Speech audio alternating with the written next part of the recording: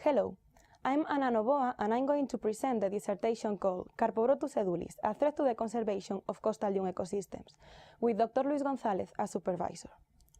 First of all, I will go over some background details. After that, I will ask the questions that we aim to answer with this thesis. Then, I will move on to explain each chapter, and subsequently, I will state our main conclusions. Finally, I will express my thanks to all the people who contribute to the development of this work. Well, considering that 71% of our planet is water, we can say that the Earth is a coastal planet. The coasts have always been the favorite place for humans to establish. The occupation of coastal dune ecosystems by infrastructures, cities, or industries have been the main causes of deterioration of these ecosystems. Moreover, the coastal dune habitats have to deal with the pressure of thousands of people every summer, and in order to prevent sand movements, we have planted pines or invasive species. As a result, only 45% of the coastal dune ecosystems worldwide remain in a natural way. The coastal dune ecosystems are particularly susceptible to the invasion by alien species. This is because the vegetation of these areas have to deal with a huge range of extreme environmental conditions, such as the low levels of nutrients on the soil, the temperature range between day and night, since during the day the sun can reach 60 degrees, salt spray, high winds, or, as we can see in the burial of this individual of Pancratium maritimum, sand movements that constantly produce open spaces susceptible to the invasion by alien species. The coastal dune ecosystems of the Iberian Peninsula have a huge range of different invasive species, as for example, Oxalis pescaprae, Arcoteca calendula, Stenotaphrun secundatum, Oenotera drummondi, Galenia pubescens, or Carpobrotus edulis, which is the focus of this work. Carpobrotus edulis is an invasive plant native from South Africa that invades coastal dune ecosystems in many parts of the world, such as, for example, New Zealand, Australia, Chile, California, or Southern Europe. When Carpobrotus edulis invades coastal dune ecosystems, it grows among and on native vegetation, creating a monospecific cloak and modifying certain quality soil parameters. For example, we can see in this picture sand from the same coastal dune ecosystem. The black sand is from an invaded area, and the white sand is from a native area. In the coastal dune ecosystems of the Iberian Peninsula, Carpobrotus edulis coexists with a hybrid, Carpobrotus athinaciformis. There is some controversy to distinguish them. For example, in the literature, we can find different features, as the color of the flowers. But, as we can see in this picture, we can find both colors in the same individual. Another feature is the cross-section of the leaves, but, as we can see, it is quite complicated to distinguish them by this feature.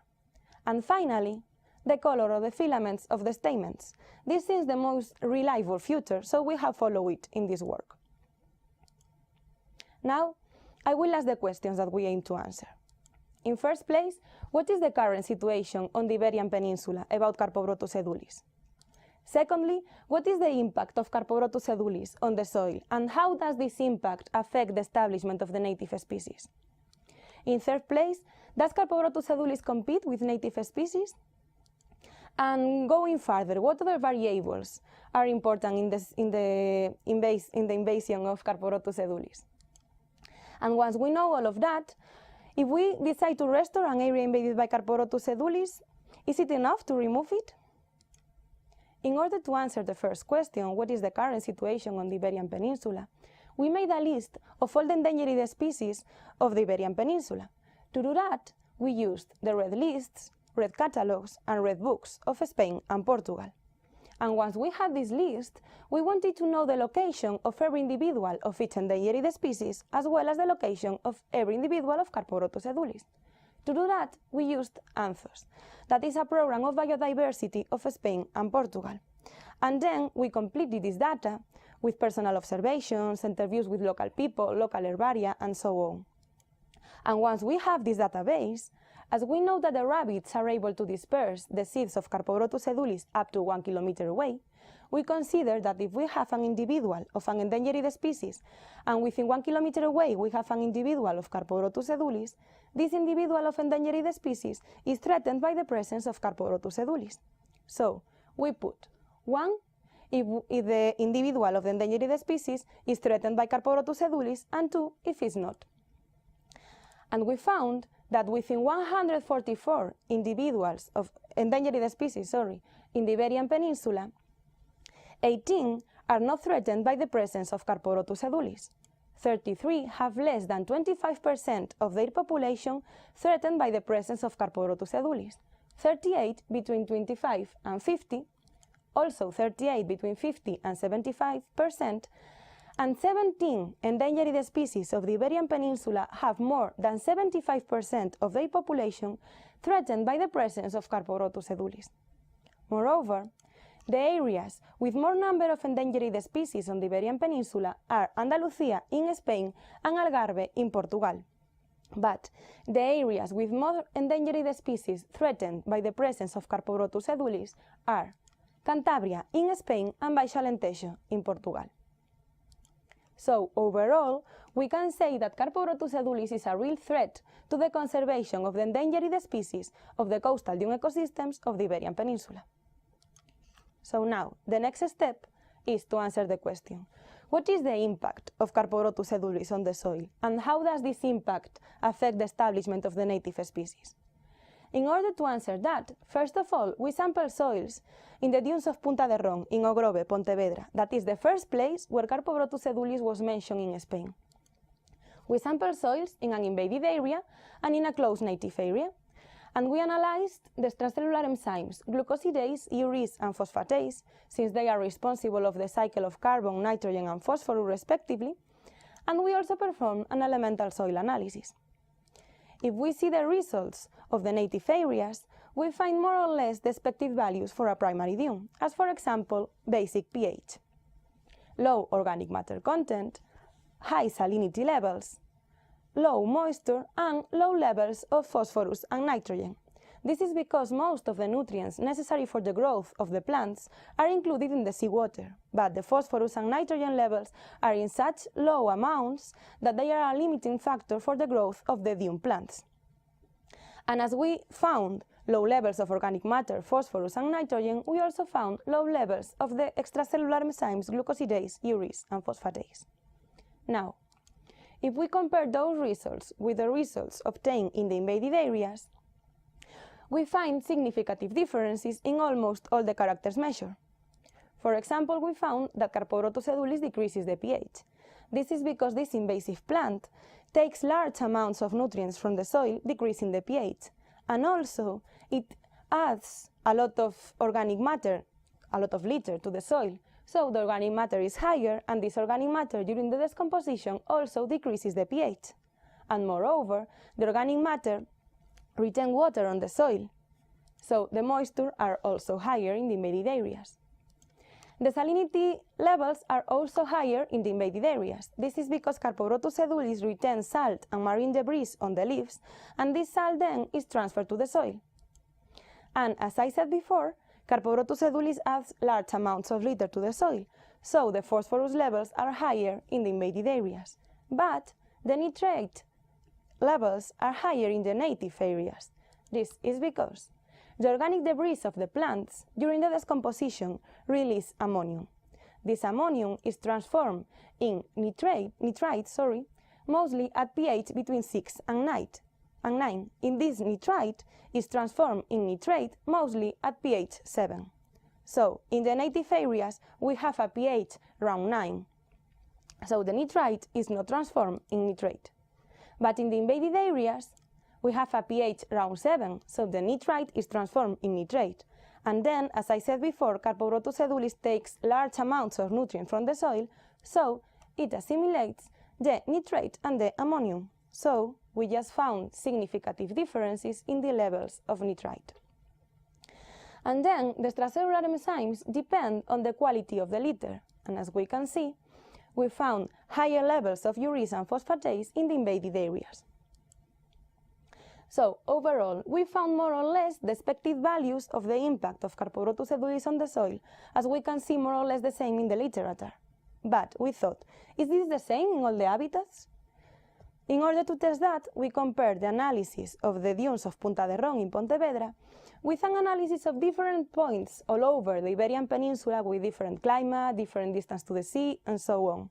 So, we compared the dunes of Punta de Ron, 10 meters from the sea, with dunes in Bilbao, 100 meters from the sea, dunes in Barcelona, also 100 meters from the sea, but in an urban area, in Alicante, 200 meters from the sea, semi-fixed dunes and with the influence of some pines around Carpobrotus edulis. In Huelva, also 200 meters from the sea, semi-fixed dunes, but with Carpobrotus growing among shrubs. And finally, in some dunes of Lisbon, it's fixed dunes, 400 meters from the sea, and Carpobrotus edulis growing among pines.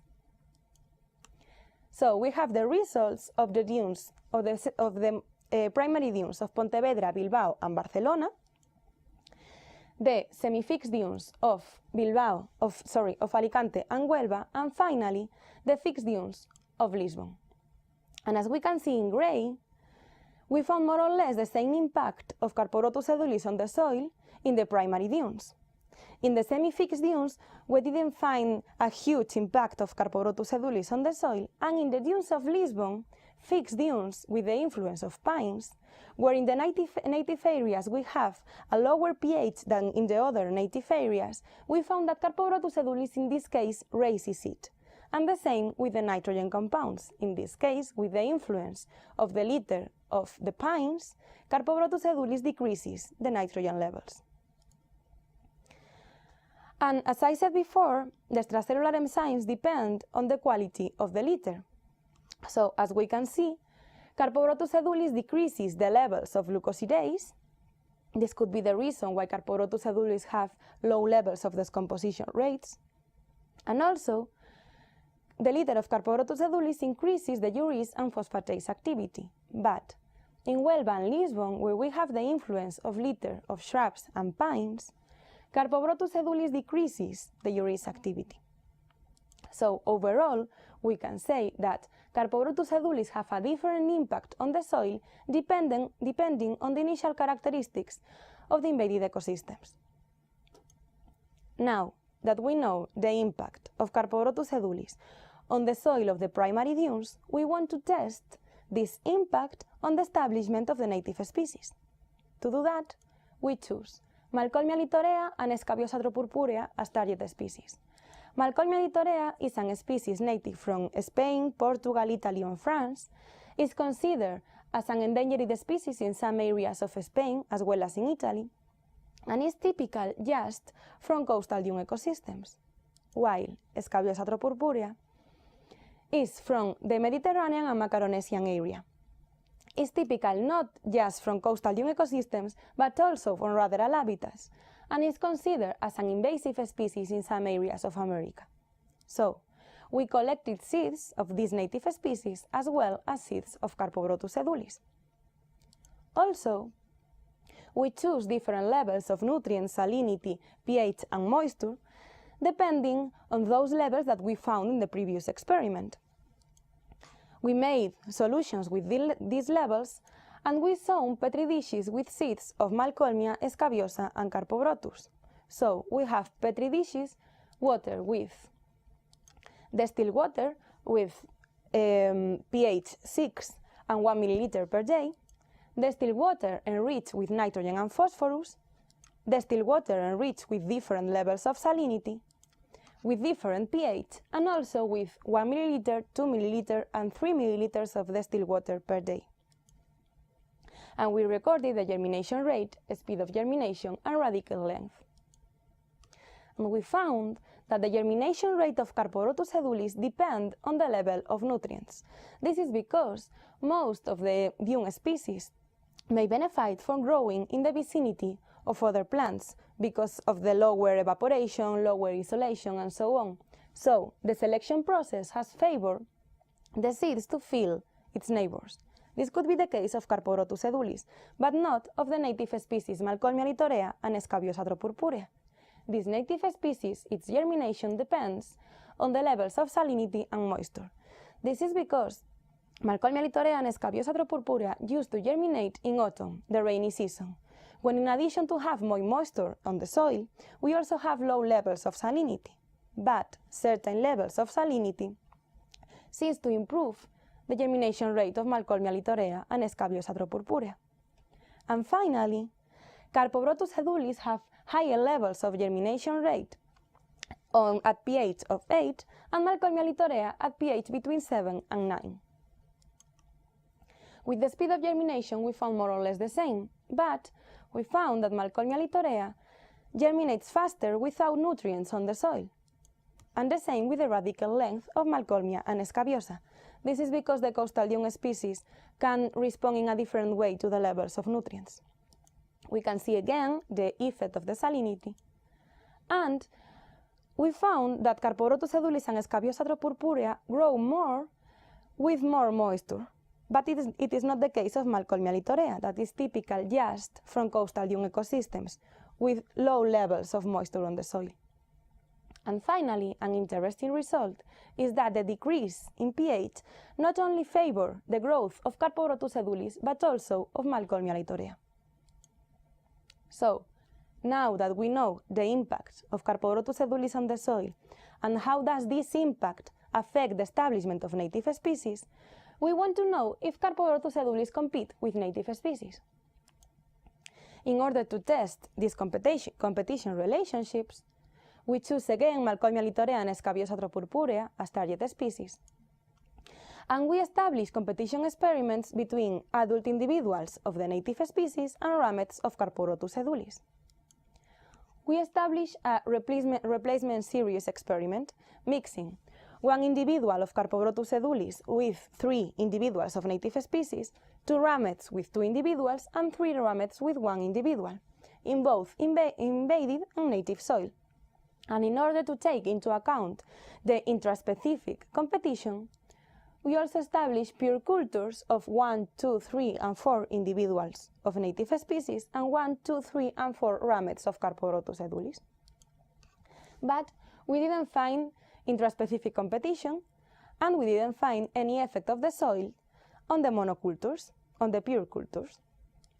But in the mixtures, here where we have the results of Malcolmia litorea, for Scabiosa it was the same, we have number of live adult plants every 2 weeks. We can see that Carpobrotus edulis was detrimental for the native species, and this effect was even faster in the invaded areas.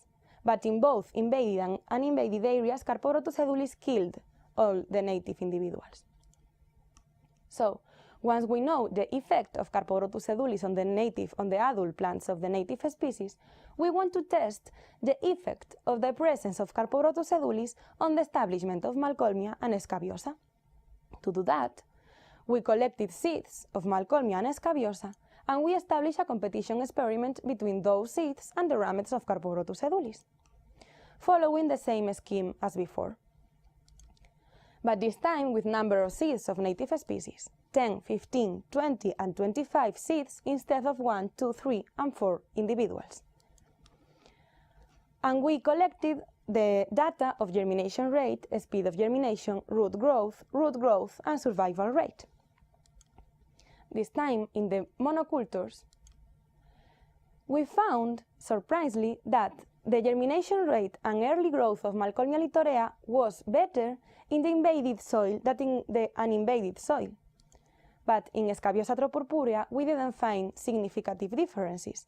This could be because, as I said before, Scabiosa purpurea is typical not only from coastal dune ecosystems, but also for ruderal habitats, so probably it is more plastic than Malcolmia litorea.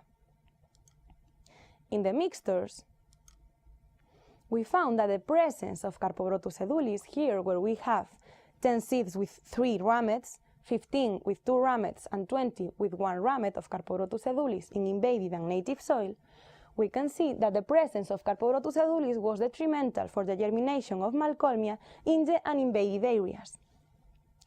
But the most interesting result was that the presence of Carpobrotus was detrimental for the survival of Malcolmia in the invaded soils. But it killed all the native seedlings in the uninvaded soils. And once again, we didn't find significant differences in Scabiosa purpurea.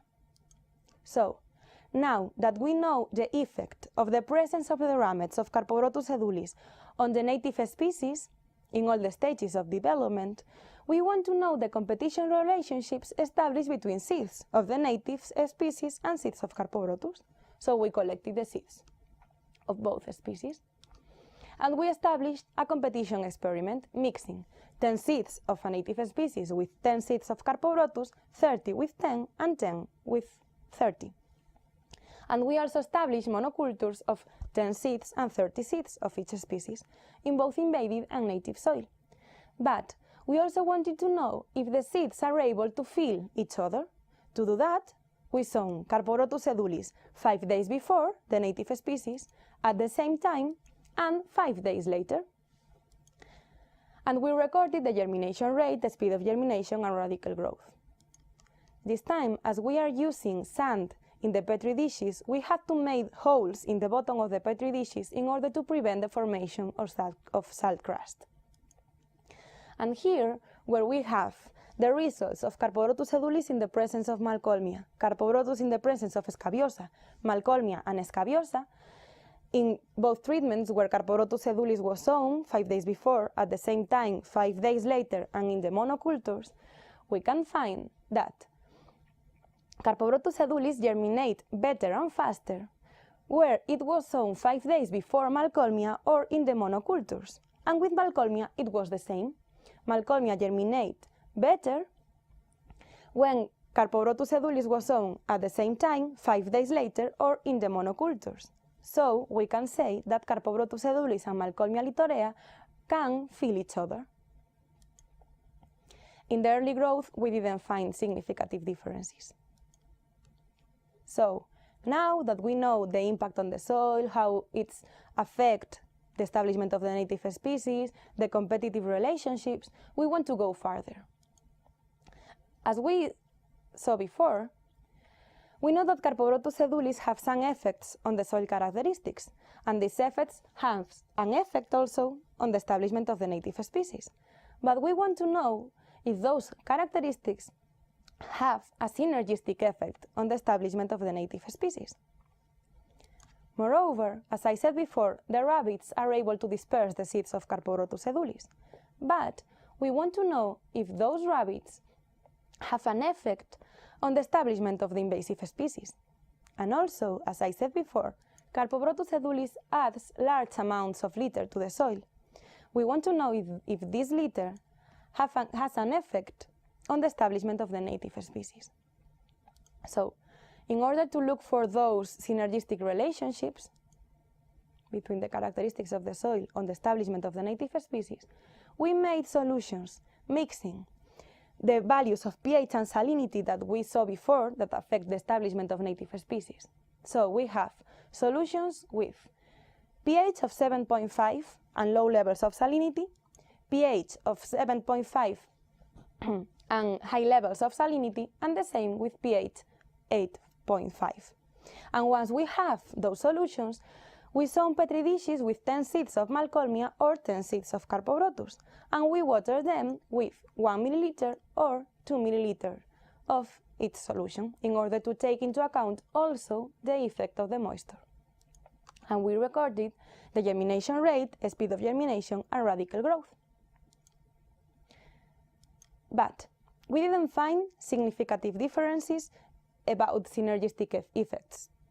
We didn't find significant differences with the levels of pH or the levels of salinity, but we found significant differences with the level of moisture, as we can see here in the results of Malcolmia litorea, where the treatments with high moisture present higher values than the treatments with a low moisture in both germination rate and root growth, and the same with the root growth of Carpobrotus edulis. So we can say that the moisture is the most important characteristics of the soil affecting the establishment of Malcolmia litorea and Carpobrotus edulis.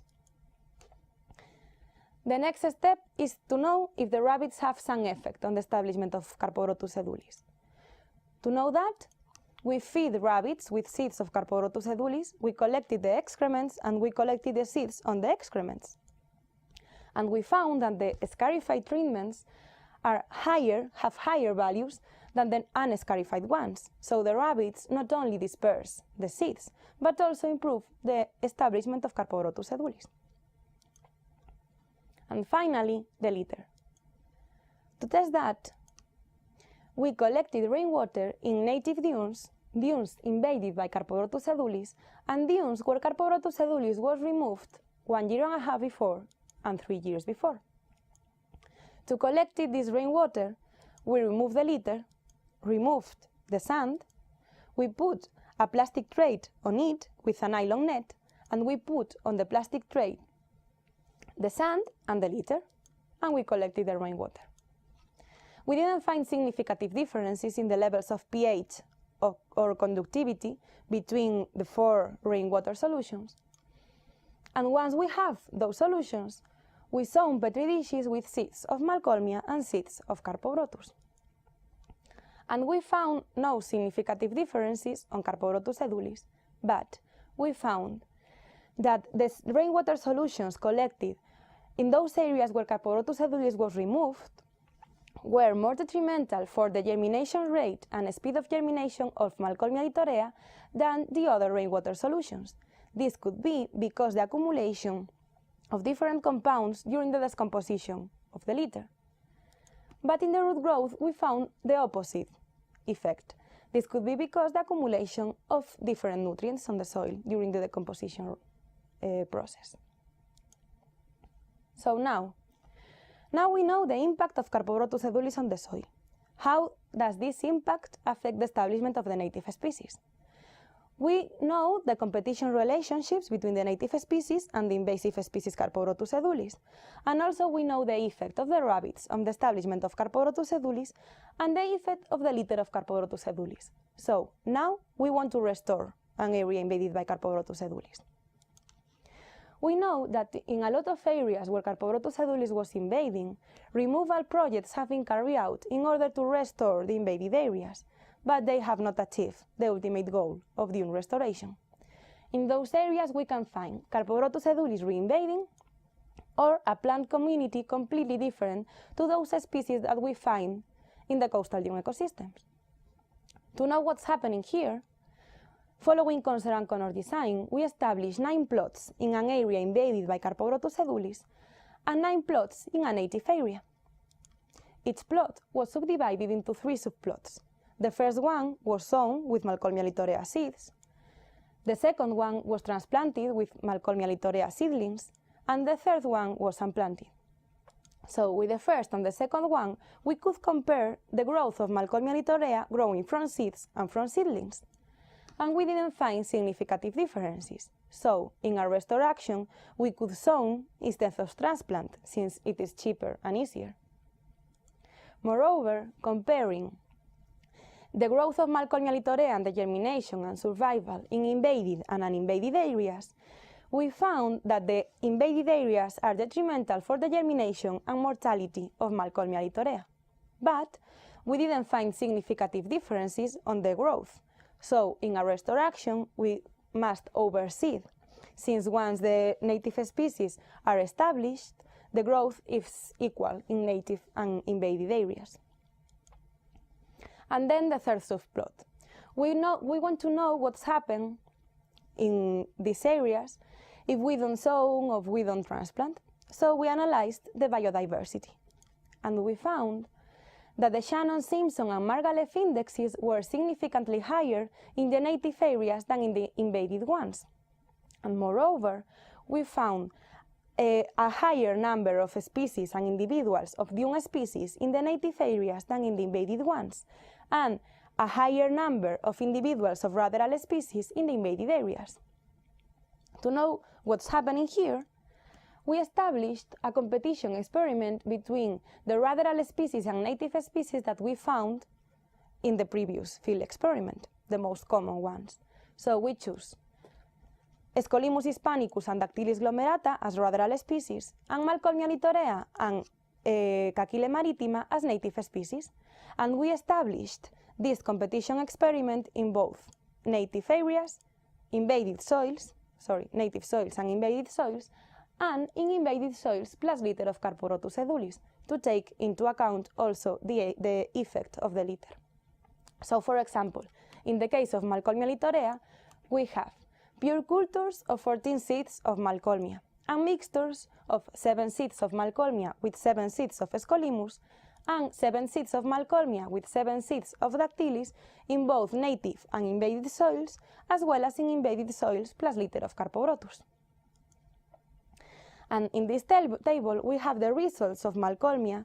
With the other native species, it was the same, where we have the results of the native and invaded areas in pure cultures, mixtures with Scolymus, mixtures with Dactylis, and for the germination and early growth.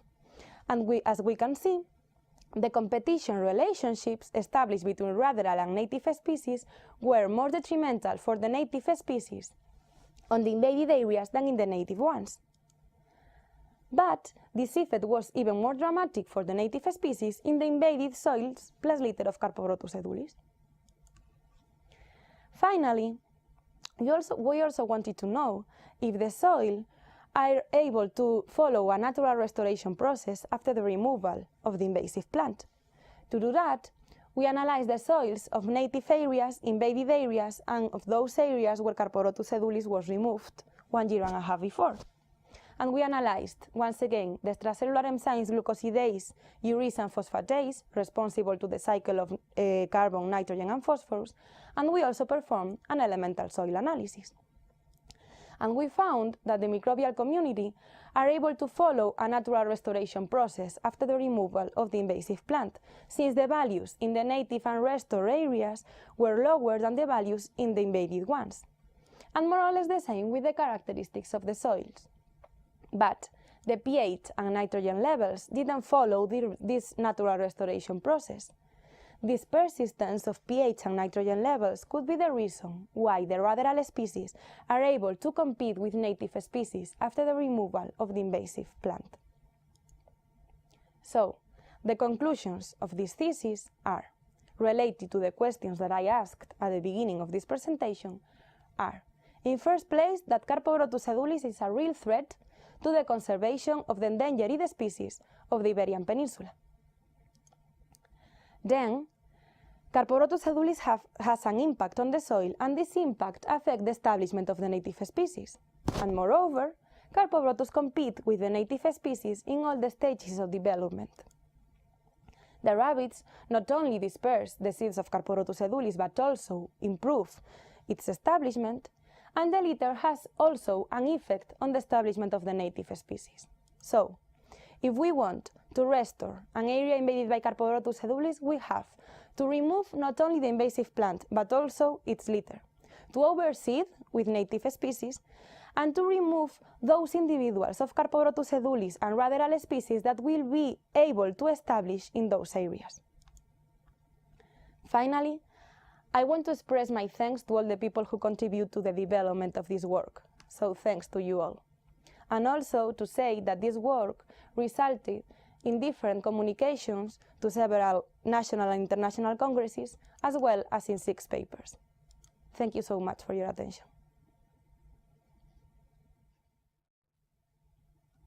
Hello. I'm Ana Novoa, and I'm going to present the dissertation called Carpobrotus edulis, a threat to the conservation of coastal dune ecosystems, with Dr. Luis González as supervisor.